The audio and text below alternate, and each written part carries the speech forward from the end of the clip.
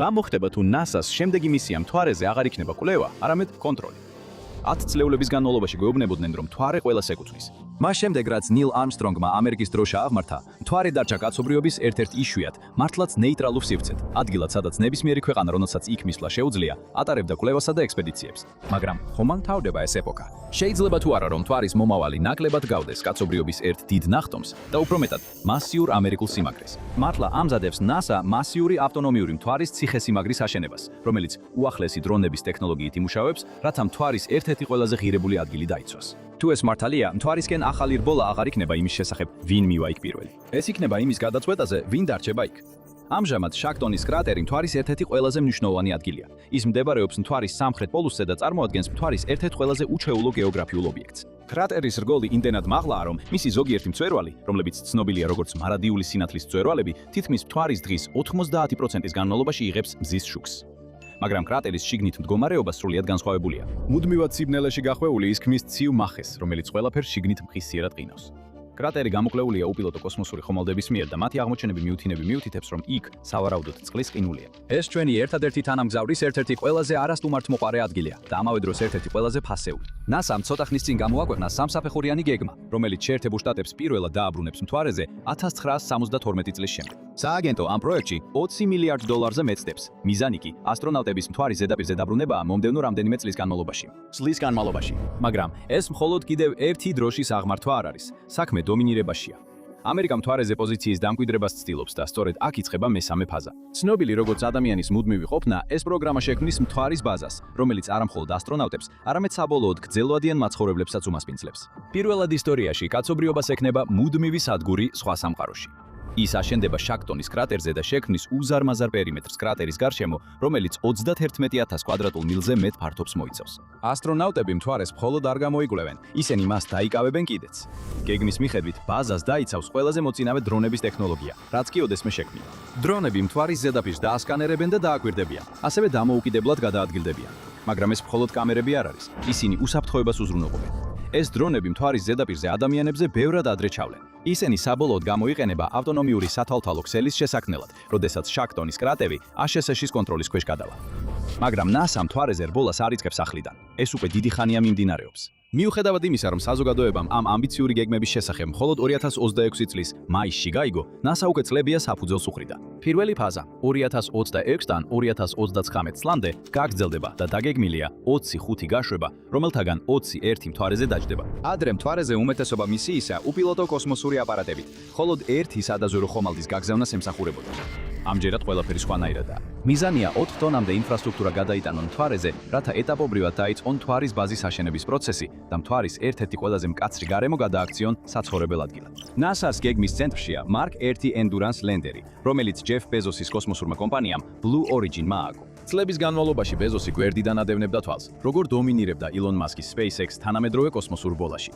ახლა მას გადაეცა მისი ისტორიის ერთ-ერთი ყველაზე მნიშვნელოვანი მისია და მას მოუწევს შედეგის ჩვენება. პირველი ფაზა, რომელიც ცნობილია როგორც მთვარის ბაზა 1, გულისხმობს, რომ Endurance ლენდერი დაიწყებს თავის საწყის მისიებს მთვარეზე. ეს საწყისი ფრენები შექმნილია მისიის შესაძლებლობების შესამოწმებლად, შაქტონის დამაკავშირებელი ქედისკენ დამიზნებით და იმის დასათმუნებლად, რომ მისი დაშვების და ძრავის ტექნოლოგიები უსაფრთხოდ იმუშავებს. მას შემდეგ, რაც ეს მისიები დასრულდება, ლენდერი დაიწყებს თავისი პირველი ტექნოლოგიური ტვირთების გადმოტვირთვას. ეს მოიცავს მაღალი კაცებადობის კამერებს და ლაზერულ ამრეკლ მოწყობილობას, რომელიც შექმნილია იმისთვის, რომ მომავალმა კოსმოსურმა ხომალდებმა გაცილებით მეტი სიზუსტით შეძლონ მთვარეზე მდებარე ადგილების სუსტ განსაზრდა, მათ განსაზღვრა და მათკენ ნავიგაცია. რადგან კიდევ ბევრია მოსალოდნელი. Griffinis პირველი მისია მთვარის ლენდერი, რომელიც შეიქმნა რობოტიკის კომპანიაში Astrobotic Technology, მნიშვნელოვან როლს ითამაშებს მთვარის ბაზა 2-ში. სანამ Blue Origin-ი ადამიანების დასაფრენ სისტემებს უზრუნველყოფს, Griffinis პირველი მისია კონცენტრირდება მძიმე ზედაპირული ინფრასტრუქტურის აშენებაზე. მის ერთ-ერთ მთავარ მიღწევას წარმოადგენს Flex Lunar ინოვაციური პლატფორმა. ეს არის მრავალფუნქციური მთვარის როვერი, რომელიც განკუთვნილია მთვარის ზედაპირზე მუშაობისთვის, როდესაც ბაზა ფორმირებას დაიწყებს. ეს როვერი გადაიტანს დედამიწიდან ჩამოტანილ ტვირთებს და ზუსტად იმ ადგილას მიიტანს, სადაც ისინი საჭიროა, როდესაც მთვარის ბაზის მშენებლობა დაიწყება. მთვარის ბაზა 3-ისთვის Blue Origins და Astrobotics დამატებითი პარტნიორები შეუერთდებიან, როდესაც მისია თავის ყველაზე განვითარებულ ეტაპზე გადავა. ამ ეტაპზე განხორციელდება Nova Sea Trinity's ლენდერის განთავსება, რომელიც Intuitive Machines-ის მიერ არის აგებული. ეს მისია მოიტანს სპეციალიზებულ ანალიტიკურ ტექნოლოგიას, რომელიც შეისწავლის მთვარის მაგნიტურ ანომალიებს და გამოიკვლევს იდუმალ მთვარის სპირალებს, რომლებიც დღემდე აბნევს მეცნიერებს. პროგრამის ამ ეტაპზე პირველად ხდება გაფართოება შეერთებული შტატების ფარგლებს გარეთაც და საერთაშორისო თანამშრომლობის ჩართვა პარტნიორებთან, მათ შორის სამხრეთ კორეის კოსმოსურ პროგრამასთან და ევროპის კოსმოსურ სააგენტოსთან.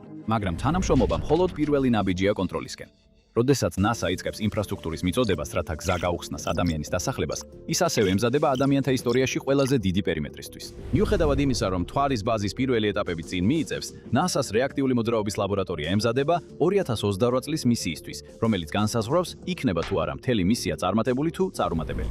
Moonpolis დრონები ავტონომიური ხდუნვა აპარატებია, რომლებიც შთაგონებულია NASA-ს Ingenuity მარსის ვერტმფრენის წარმატებით. ისინი ელექტრა კოსმოსურ ხომალდზე იქნებიან მოთავსებული, რომელიც 4,550 ფუნტიან დრონს მთვარის ზედაპირისკენ გადაიყვანს. თუმცა მათთან ერთად დაშვების ნაცვლად, მთავარი ხომალდი მათ ტრანზიტის დროს გაუშვებს. ეს საშუალებას მისცემს დრონებს დამოუკიდებლად განლაგდნენ, როგორც კი მთვარეს მიაღწევენ. და ამ მომენტიდან აღარ არსებობს საკონტროლო ხომალდი და არც მეორე შანსი.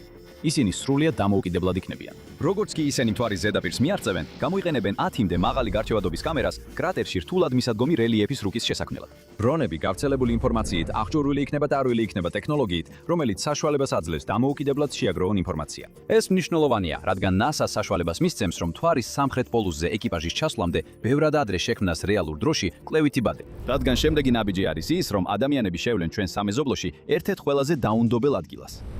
მთვარის ბაზების გეგმები 10 წლეულები არსებობს, თუმცა მათი უმეტესობა უფრო სამეცნიერო ფანტასტიკის სფეროში იყო ვიდრე რეალობაში. საუბარი იმის შესახებ, თუ როგორ უნდა მიეწოდოს ენერგია ასეთ მასშტაბურ წამოწყებას, ხშირად მზის ენერგიისკენ იხრებოდა. ეს იქნებოდა მდგრადი, მარტივი მოსავლელი და სანდო. მხოლოდ ერთი პრობლემაა. ეს არ იმუშავებს. ლუნარული ციკლი მხოლოდ თვის 50%-ში უზრუნველყოფს მზის ენერგიას, რაც მთვარეს 14 დღიან ღამეში ჩაძირავს. შეუძლებელია ისეთი ენერგიის დაგროვება, რომელიც ნახევარი თვის განმავლობაში გეყოფა. ბატარეის სარეზერვო წყაროები წარმოუდგენლად ძლად ძვირი, რთულად გადასატანი და მწყობრიდან გამოსვლის რისკის შემცველი იქნებოდა. და ეს სიკვდილს ნიშნავს. შეკლტონის კრატერი მთვარეზე ერთ-ერთი ყველაზე ცივი ადგილია, სადაც გრძელი ლუნარული ღამის განმავლობაში ტემპერატურა 326 საათზე, მეტხანს -400 ფარენჰაიტამდე ეცემა. ეს გავს პლუტოზე არსებულ პირობებს, გაკინულ ჯუჯა პლანეტაზე, რომელიც ჩვენს მზის სისტემის კიდეზე მდებარეობს. მიზანია შეიქმნას კლიმატს კონტროლირებადი მთვარის ბაზა, რომელიც გრძელვადიან პერსპექტივაში ადამიანის სიცოცხლეს უზრუნველყოფს. ადამიანის გასვლები გარეთ შეზღუდული იქნება და განხორციელდება კლიმატ კონტროლირებად სკაფანდრებში, მაგრამ ამისათვის საჭირო იქნება ენერგიის ახალი ფორმა. NASA-ს მთვარის ბაზის გეგმის მარგალიტი არის მისი ბირთვულ გაყოფაზე დაფუძნებული ზედაპირული ენერგომომარაგების პროექტი, რომელიც ენერგეტიკის დეპარტამენტთან თანამშრომლობით შეიქმნა. ის გამოიყენებს თვითქმარ ბირთვულ ენერგოსისტემას, რომელსაც შეუძლია ბაზის მუშაობის უზრუნველყოფა მთვარის ღამის, მზის შტორმების ან მიწოდების დაგვიანების მიუხედავად.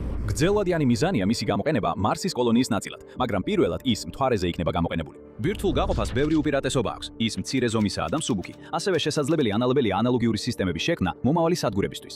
თუ იმუშავებს, ენერგიის პრობლემები გადაიჭრება. ბირთვული გაყოფის ენერგოსისტემა, რომელიც ჯერ კიდევ აქტიურ განვითარებაშია და დაგეგმილია მოგვიანებით გამოყენებისთვის, სავარაუდოდ ბაზისთვის 40 კილოვატამდე ენერგიას გამოიმუშავებს. ეს დაახლოებით იმ ელექტროენერგიის ტოლფასია, რაც დედამიწაზე დაახლოებით 30 ოჯახს მთელი წლის განმავლობაში სჭირდება. მაგრამ ეს ოჯახები მთვარეზე არ ცხოვრობენ. მათთან იგივე რისკები არ არის დაკავშირებული. მთვარეზე ენერგიის გათიშვა საათებში დაითვლება, სანამ ბაზაზე მყოფი ყველა ადამიანი არ გაიყინება. აქ შეცდომისთვის ადგილი არ არის და ტექნოლოგია ექსპერიმენტული. ნებისმიერი, ვინც ამ მთვარის პროექტში ჩაერთვება, გარკვეულ რისკს მიიღებს საკუთარ თავზე, მაგრამ NASA-ს თქმით ეს რისკი ღირს, რადგან შაქტონის კრატერის ბნელ კუთხეებში საიდუმლო იმალება. ისეთი, რომლის გამოც შეიძლება სიკვდილიც გირდეს. კოსმოსური რბოლის ადრეულ დროებში ეს სწორედ ასე იყო. რბოლა. მსოფლიო ცივი ომის ეპოქაში ცხოვრობდა, სადაც ორი სუპერსახელმწიფო უპირატესობისთვის იბრძოდა. არავინ იყო დარწმუნებული რა მოხდებოდა თუ საბჭოთა კავშირი პირველგენს ჩააღწევდა მთვარეზე. გამოაცხადებდნენ თუ არა მას საკუთარ ტერიტორიად და სამხედრო თავდასხმით დაემუქრებოდნენ ყველას, ვინც იქ დაშვებას შეეცდებოდა. საბოლოოდ აშშ-ს გამარჯვებამ მომავალი უზრუნველყო, სადაც ბოლო საზღვარი ნეიტრალურ ტერიტორიად იქცა, რომელსაც ნებისმიერს შეეძლო გამოიკვლიო. ეხლა ადამიანები ცდილობენ ასე დარჩეს. Artemis შეთანხმებები 2020 წელს შემოიღეს როგორც არასავალდებულო შეთანხმებათა ნაკრები, რომელიც NASA-ს Artemis პროგრამის ფარგლებში კოსმოსური კვლევის მომავალს განსაზღვრავს. დღეს 67 ქვეყანაა ხელმომწერი, მათ შორის შეერთებული შტატები, ევროპის დიდი ნაწილი და მზარდი კოსმოსური ძალები, როგორიცაა ინდოეთი, იაპონია, სამხრეთ კორეა, საუდის არაბეთი და არაბთა გაერთიანებული საამიროები. მაგრამ ორი მთავარი მოთამაშე აშკარად აკლია: რუსეთი და ჩინეთი. ორივე დიდი ხნის კოსმოსური მეტოქეები აშშ-ისთვის და განსაკუთრებით ჩინეთი არ მალავს თავის ამბიციას, რომ საკუთარი მთვარის ბაზა ააშენოს. მას აპირებს თუ არა შეერთებული შტატები საკუთარი პრინციპების დარღვევას. არტემისის შეთანხმებების ერთ-ერთი საფუძველი ისაა, რომ კოსმოსში ყველა საქმიანობა შვიდობიან მიზნებს უნდა ემსახურებოდეს. ქვეყნები უნდა დაეთანხმონ გამჭვირვალობასა და სამეცნიერო ინფორმაციის ურთიერთსასარგებლო გაზიარებას. ეს თითქოს ხელს უშლის მთვარის ეროვნულ მიტაცებას, მაგრამ შეერთებულ შტატებს ამისთვის სამართლებრივი ხვრელი აქვს. არტემისის შეთანხმებების მე-11 მუხლი მოითხოვს ხელმომწერებისგან თავი შეიკავონ ნებისმიერი საქმიანობისგან, რომელიც შეიძლება ზიანს აყენებდეს სხვა ქვეყნის ოპერაციებს კოსმოსში. თეორიულად ეს მთვარეზე მასშტაბური განვითარების განხორციელებას ართულებს, მაგრამ ქვემოთ არსებობს მნიშვნელოვანი დათქმა. ტექსტში ნათქვამია, რომ უსაფრთხოების ზონების ბუნება და არსებობა დროთა განმავლობაში შეიცვლება, რაც ასახავს შესაბამისი ოპერაციის სტატუსს. ეს მთავრობას გარკვეულ მოქნილობას აძლევს მთვარეზე ედგწოდებულ უსაფრთხოების ზონების შექმნისას.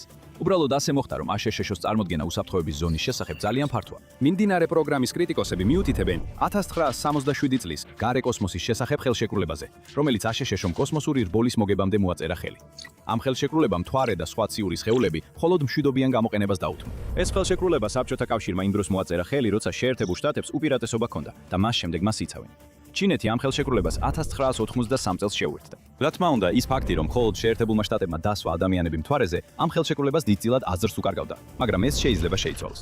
შეერთებული შტატების ამჟამინდელი გეგმის კრიტიკოსები ამბობენ, რომ არსებობს კოსმოსური შეიარაღების რბოლის დაწყების რისკი, მაგრამ ეს შეიძლება უკვე დაწყების ზღვარზე იყოს. რადგან მთვარეზე არის რაღაც, რაც შეიძლება მთელი მზის სისტემის გასაღები იყოს. ხალხი ინტერესით აკვირდება შეერთებული შტატების მიმდინარე მისიას, რადგან ერთი შეხედვით, მან მთვარეზე ერთ-ერთ ყველაზე რთულ ადგილას აირჩია ბაზის დასაყენებლად. კრატერის სიღრმეში ყველაფერი მყისიერად გაიყინება. ზუსტად ამიტომ უნდა იყოს იქ. კოსმოსი შეიძლება მშვიდად ჩანდეს ერთი შეხედვით, მაგრამ ის მუდმივად მოძრაობაშია.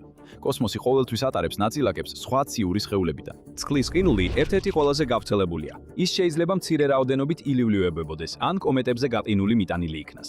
რა ფორმასაც მიიღებს, დამოკიდებულია იმაზე, სად დაეცემა. ყველაფერი, რაც შაქტონის კრატერში დაეცემა, გაყინული დარჩება, შესაძლოა ეპოქების განმავლობაში. შეფასებით, კრატერში შეიძლება 100 მილიონ მეტრულ ტონაზე მეტი წყლის ყინული იყოს ჩაკეტილი. ეს 40,000-ზე მეტ ოლიმპიურ საცურაო აუზს უდრის. კოსმოსურ ბოლაში ეს შეიძლება გადამწყვეტი კოზირი იყოს. ერთ-ერთი ყველაზე დიდი გამოწვევა მთვარის ბაზის შექმნისას იქნება იქ მცხოვრები ყველა ადამიანის სიცოცხლის შენარჩუნება. საკვები სავარაუდოდ იქნება წინასწარ შეფუთული ასტრონავტების საკვები, რომელიც ბაზაზე მიეწოდებათ, და ასევე პროდუქტი, რომელიც მთვარეზე გაიზრდება მას შემდეგ, რაც საწყის ეტაპებზე ბაღებს გააშენებენ. მაგრამ წყლის მოპოვება უფრო რთული იქნება. ადამიანის ორგანიზმს შეუძლია საკვების გარეშე უფრო დიდ ხანს გაძლოს, ვიდრე წყლის გარეშე. მხოლოდ რამდენიმე დღე წყლის გარეშე შეიძლება სიკვდილს ნიშნავდეს. თუ აშშ-ს მთვარეზე წყლის სანდოწყაროს პოვნა შეუძლია, ეს მთვარის ბაზაზე სიცოცხლეს მდგრადს გახდის. აშშ-მ შესაძლოა ახლახან აღმოაჩინა მთავარი გასაღები მთვარეზე ხანგრძლივი ცხოვრებისათვისათვის, მაგრამ ეს მხოლოდ დასაწყისია. NASA-ს და მის მრავალ პარტნიორს შემდეგი მიზანი მარსია და ამისათვის ენერგიაა საჭირო. შექტონის კრატერი გარშემორტყმულია მარადიული სინათლის მწვერვალებით, კრატერის კიდის მაღალ ადგილებში. ისინი მთვარის წყლის 90%-ის განმავლობაში მზის სხივების ქვეშ არიან. თუ იქ მზის პანელებს დავაკანებთ, ბაზა უზრუნველყოფილი იქნება ენერგიის ძლიერი რეზერვით, რომელიც შეიძლება გამოყენებულ იქნას ბაზის ფუნქციონირებისთვის ან ნებისმიერი ხომალდის ენერგიით მომარაგებისთვის, რომელიც მთვარეზე დაეშვება. მაგრამ NASA ერთადერთი კოსმოსური სააგენტო არ არის, რომელსაც ეს წარმოუდგენლად ღირები ტერიტორიული ტერიტორია აინტერესებს. შეერთებული შტატების მთვარის მისიის საბოლოო მიზანი ძალიან ამბიციურია. მიზანია ჯერ ინფრასტრუქტურა მიიტანონ უპილოტო მისიებით, შემდეგ კი 2028 წელს ასტრონავტების დაშვება დაიწყონ. ამის შემდეგ მეორე ფაზა იწყება. 27 გაშვება, 24 მთვარეზე დაშვება და ზედაპირზე დამატებით 132,000 ფუნტზე მეტი ტვირთის მიწოდება. 2029 წლიდან 2032 წლამდე ყურადღება კვლავ იცვლება. აშენდება ინფრასტრუქტურა, რომელიც საჭიროა მთვარეზე ადამიანის მუდმივი ცხოვრებისათვის.